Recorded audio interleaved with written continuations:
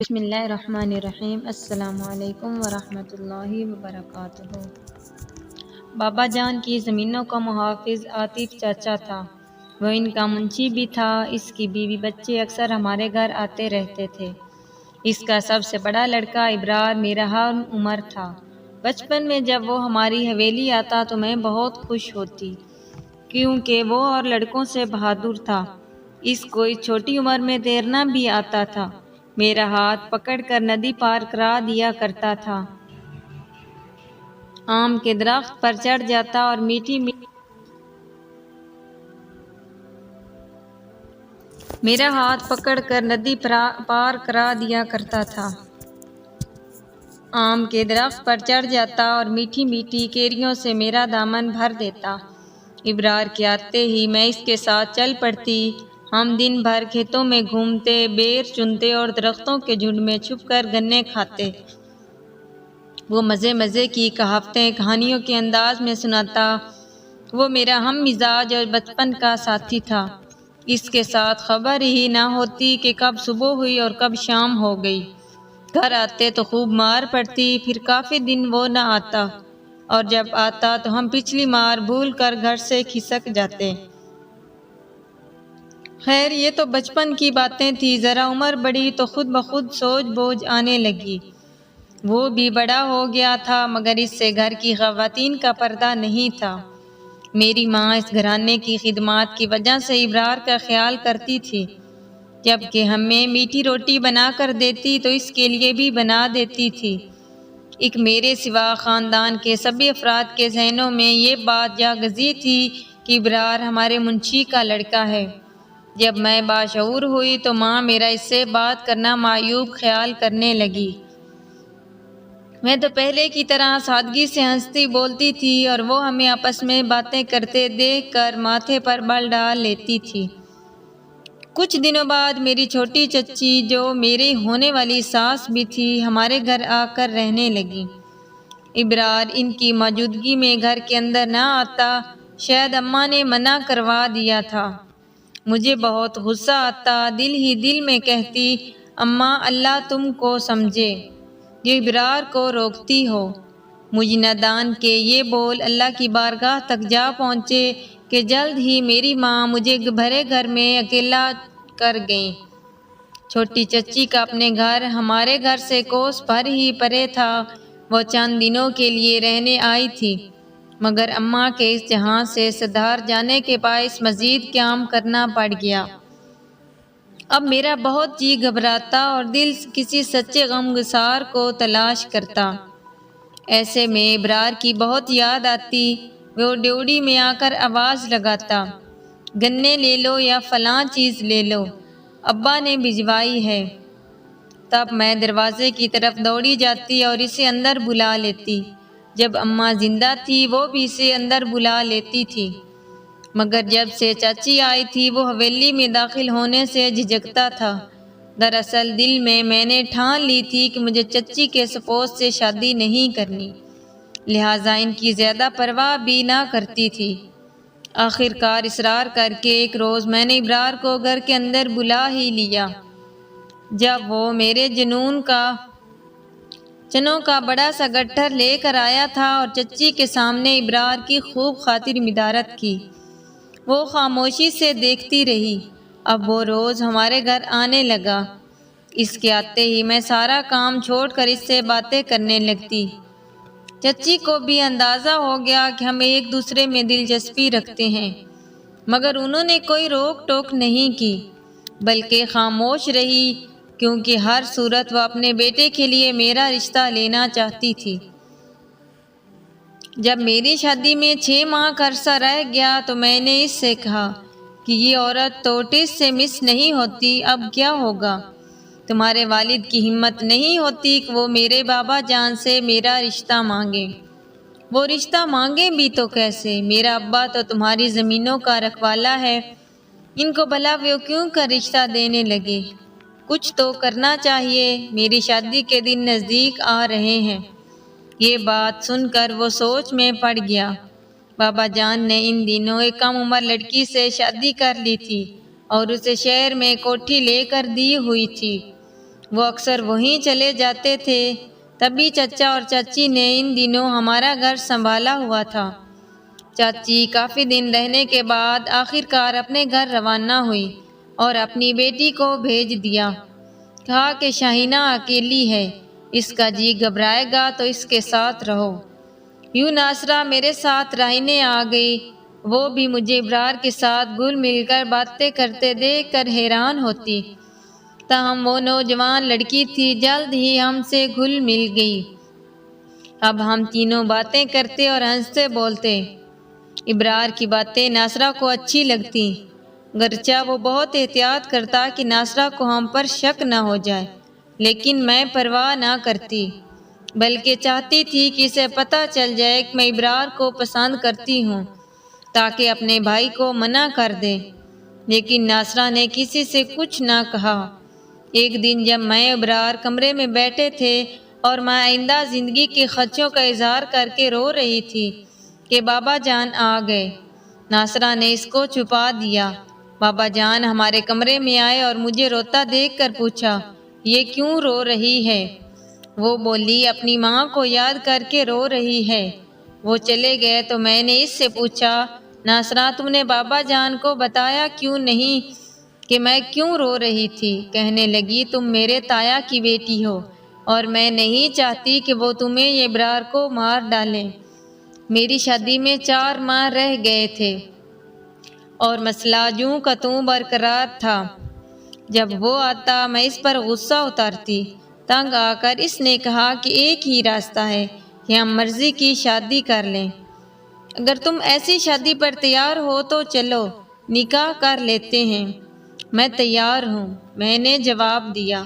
اس نے کہا میں اپنے دوست سے بات کر لوں، وہ ساتھ والے گاؤں میں رہتا ہے، وہ اپنی گاڑی پر ہمیں شہر لے جائے گا، ہم نکاح پڑھوا کر آ جائیں گے۔ اس نے دوست سے مشورہ کیا۔ اس نے کہا کہ شاہینہ کا شناختی کارڈ ضروری ہے، تبھی تم لوگ کورٹ میرج کر سکتے ہو، ورنہ گرفتار ہو جاؤ گے، یا پھر میرے گھر پر مولوی صاحب تمہارا نکاح پڑھوا دیں گے، نکاح نامہ بھی بنائیں گے، مگر نکاح شرعی ہوگا۔ میری عمر تب 16 سال ہوگی۔ ان دنوں شناختی کارڈ بننے کا سلسلہ شروع ہو چکا تھا، لہٰذا میں نے شرعی نکاح پر رضامندی دے دی، یہ سوچے سمجھے بغیر اس کے کہ اس کے بعد کیا ہوگا۔ بہرحال میں نے ناصرہ سے کہا کہ تم کسی کو مت بتانا، میں تھوڑی دیر کے لیے اپنی سہیلی کے گھر جا رہی ہوں۔ اس کے تو وہم و گمان بھی نہیں تھا کہ میں کیا کرنے جا رہی ہوں۔ ہمارے گاؤں سے دوسرے گاؤں کا راستہ 1 گھنٹے کا تھا۔ ہم صبح سویرے نکلے۔ میں نے کھیتوں میں جا کر ایک جگہ درختوں کے گھنے جھنڈ میں چھپ کر برقع اوڑھا اور سڑک پر آ گئی۔ وہاں گاڑی کھڑی تھی۔ ابرار نے دوست نے اپنے ایک اور دوست کے گھر میں نکاح کا انتظام کیا تھا۔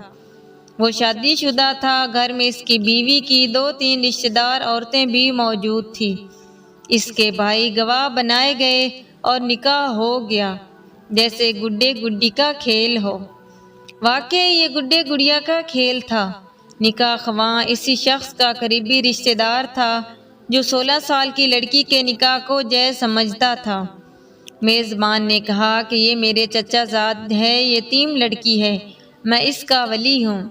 نکاح کے فوراً بعد ابرار کے دوست نے ہمیں گاڑی میں بٹھا کر سڑک کنارے میرے والد کے کھیتوں کے پاس پہنچا دیا اور میں پیدل گھر آ گئی۔ پک ڈنڈی پر چلتے ہوئے مزاروں کی عورتیں ملیں، بولی بیٹی تم اکیلی اس وقت کہاں گئی تھی؟ میں نے کہا کہیں نہیں، کل سے میری پالتو بلی گم ہے، اسے دیکھنے نکلی تھی۔ میں ناپختہ ذہن تھی۔ نکاح کا کاغذ مل گیا تو سمجھ لیا کہ اب میں ابرار کی بیوی ہوں، اب جینا مرنا اس کے ساتھ ہے۔ کوئی شادی پر مجبور کرے گا تو بتا دوں گی کہ شادی ہو چکی ہے۔ نکاح نامہ ابرار کے پاس تھا، وہ آئے گا تو لے کر اپنے پاس رکھ لوں گی، پھر جو ہوگا دیکھا جائے گا۔ یہی ہوگا کہ بابا جان مجھے قتل کر دیں گے تو کر دیں، مجھے اب موت کی کوئی پرواہ نہ تھی۔ جب میری شادی میں تھوڑے دن رہ گئے تو میرے رشتے کے بھائی ان کی بیویاں اور سبھی رشتہ دار آ گئے۔ گھر میں گہما گہمی ہو گئی۔ اب میں تمام وقت یہی سوچتی کہ آگے کیا کرنا ہے۔ میں نے ابرار سے کہا کہ تم رات کو آنا، جب سب سو جائیں گے تو ہم چھت پر چلے جائیں گے اور پھر طے کریں گے کہ آگے کیا کیا کرنا چاہیے۔ رات جب وہ آیا تو 1:30 بجے کا وقت تھا۔ سردیاں تھی، سب کمرے میں سوئے ہوئے تھے۔ مجھے علم نہ تھا کہ چچی جاگ رہی ہیں یا کھٹکے پر ان کی آنکھ کھلی ہوگی۔ میں نے رات کے 12 بجے چپکے سے گھر کا کبھی دروازہ کھول دیا جو میرے کمرے سے قریب تھا۔ ساتھ ہی چاچی کا کمرہ تھا۔ چھت پر سردی تھی، میں جرأت کر کے اسے اپنے کمرے میں لے آئی۔ ہم بیٹھے باتیں کر رہے تھے کہ دبے قدموں چاچی آ گئیں۔ اسی وقت ابرار جانے کو اٹھ کھڑا ہوا۔ تبھی انہوں نے غصے سے کہا، ابرار اس وقت کہاں جا رہے ہو؟ یہیں سو جاؤ، صبح چلے جانا۔ میں نے ان کے طانے کی کوئی پرواہ نہ کی۔ صبح وہ کہنے لگی کہ جوان لڑکی کو یوں رات کے وقت کسی غیر شخص سے نہ ملنا چاہیے۔ میں تمہاری ماں کی طرح ہوں، تب بھی لب سیے ہوئے ہیں۔ میں خاموش ہو گئی۔ دل میں یہی اندیشہ تھا کہ ابرار جو بات طے کر گیا ہے وہ ہو پاتی ہے یا نہیں۔ اس کو میں نے راضی کیا تھا کہ وہ اپنے باپ کو نکاح سے باخبر کر دے تاکہ وہ میرے والد کو آگاہ کر دیں کہ بچوں نے یہ قدم از خود اٹھا لیا ہے۔ اب نکاح پر نکاح کسی طرح جائز نہیں ہے۔ ایک دن بعد وہ آیا اور ڈیوڑی میں کھڑا رہا۔ ایک بچے نے مجھے آ کر بتایا تو میں جلدی سے گئی۔ وہ بولا، میرا فی الحال اس وقت اندر آ جانا ٹھیک نہیں، یہیں پر میری بات سن لو۔ تمہارے چچا والے شادی کی تیاری مکمل کر چکے ہیں۔ تمہاری چاچی شہد جائیداد اور دولت کی لالچ کی وجہ سے رشتہ چھوڑنے پر آمادہ نہیں ہے۔ ہم نے نکاح نامہ دکھایا تب بھی ان کو غیرت نہیں آئے گی، اور میرا باپ تو اس بات کو سن کر ہی کانوں پر ہاتھ دھرتا ہے۔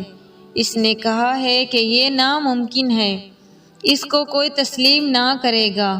وہ تمہارے بابا جان سے بات کرنے پر راضی نہیں ہے، بلکہ اس نے سامان باندھ لیا ہے کہ ہم فوراً اس بستی کو چھوڑ کر کہیں اور چلے جائیں گے۔ یہ دیکھو، میرے باپ نے میری کمر اور پیٹ پر ڈنڈے مارے ہیں۔ یہ کہہ کر اس نے اپنی پوچھ دکھائی جس پر ڈنڈوں کے نشان تھے۔ کہنے لگا، میں تو سہ گیا، تم نہ سہ سکو گی تو پھر گھر سے بھاگ چلتے۔ میں نے کہا، گھر سے بھاگ کر کہاں جائیں گے؟ تمہارے والد ہمیں ڈھونڈ لیں گے، تمہارا بوڑھا باپ، بہن بھائی سب جیل میں بند کر دیے جائیں گے۔ ہم اپنی مرضی سے نہیں جی سکتے، اپنی خوشی سے شادی نہیں کر سکتے، ہم مجبور لوگ ہیں۔ تم یہ حقیقت مان لو، ابا نے مجھے بڑی کراری مار مار کر سب کچھ اچھی طرح سمجھا دیا ہے۔ تو تم ابا کی مار سے ڈر گئے ہو؟ نہیں، میں تمہارے انجام سے ڈرتا ہوں۔ تمہاری زندگی مجھے عزیز ہے، میں تمہاری خیر چاہتا ہوں۔ میں ایسی مجبور زندگی جی کر کیا کروں گی؟ مجھے دو نکاح نامہ، میں خود اپنے بابا جان سے بات کروں گی، وہ مجھ سے بہت محبت کرتے ہیں، میں ان کو منا لوں گی۔ تمہارا خیال غلط ہے، میرے ابا نے کہا ہے کہ شاہینہ سے کہو اپنے باپ کی عزت سے نہ کھیلے۔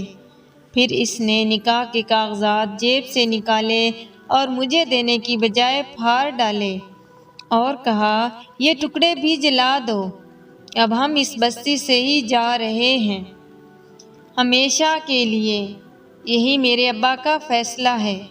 یہ کہہ کر وہ چلا گیا۔ وہ چلتے ہوئے لنگڑا رہا تھا۔ وہ تو چلا گیا لیکن میری دنیا لٹ گئی۔ میں اس کی بزدلی پر آنسو بہا کر رہ گئی۔ اس نے جاتے ہوئے کہا تھا کہ جو دکھ ملے برداشت کر لینا، کیونکہ میں تمہاری زندگی سے ہمیشہ کے لیے جا رہا ہوں، لوٹ کر نہیں آؤں گا۔ ہم ان کے نوکر ہیں، ان کے غضب کا مقابلہ نہیں کر سکتے۔ اس کے بعد میں نے اپنے خوابوں کا گلا گھونٹ لیا، اور کیا کر سکتی تھی؟ میری شادی چچا زاد سے ہو گئی۔ ساس شاید مجھ پر ظلم ڈھاتی، مگر میں ایک بڑی جائیداد کی اکلوتی وارث تھی۔ اس وجہ سے اس نے اپنی زبان سی لی، بلکہ مجھ سے پیار سے پیش آتی تھی، سمجھاتی تھی کہ بیٹی، شادی گڈے گڈی کا کھیل نہیں۔ جس مرتبے والے گھرانے سے لڑکی ہو، اس کا جیون ساتھی بھی اسی کی ہم پلہ ہونا چاہیے۔ چاچی کا شروع میں سمجھانا مجھے زہر لگتا تھا، لیکن رفتہ رفتہ جب جدائی کے درد سے گزری، پختگی آنے لگی اور میں نے سمجھنا شروع کر دیا۔ واقعی وہ ٹھیک کہتی تھی، ہم ان دنوں ناپختہ ذہن کے بچے تھے اور وہ عقل مند خاتون تھی، ہمارے معاملے کو حقیقت کی آنکھ سے دیکھ رہی تھی۔ ان کی خاموشی نے ہمیں بھیانک سانحہ سے بچا لیا تھا۔ ابرار بہادر نہ تھا، اگر وہ بہادر ہوتا تو میں اس کے ساتھ موت بھی قبول کر لیتی، مگر میں نے سمجھوتا کیا، جو دکھ ملا برداشت کیا، شاید زندگی اسی کا نام ہے۔ اگر کہانی پسند آئے تو ویڈیو کو لائک اور شیئر